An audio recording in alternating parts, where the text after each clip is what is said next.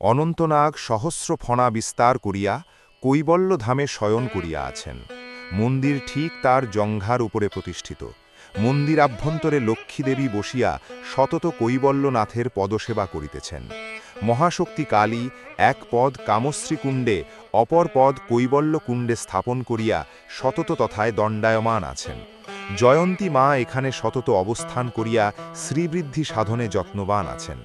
কৈবল্যধামের বৃক্ষ লতা পত্র প্রত্যেকটি পবিত্র এবং অশরীরী দিগের আশ্রয়স্থল। এই ধামে দেব দেবী সিদ্ধ চারণ যক্ষ গন্ধর্বাদি সর্বদা বিহার করেন।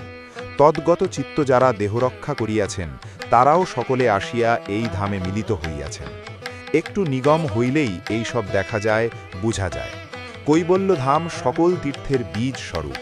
বুদ্ধদেব শঙ্করাচার্য ও মহাপ্রভু চৈতন্যদেবের পুণ্য দৃষ্টি ইহার উপর রইয়াছে। সর্বধর্ম সমন্বয়ে এই ধামেই হইবে এবং এই ধাম হইতে প্রচারিত স্বভাব ধর্মই বিশ্বের লোকের ধর্ম হইবে।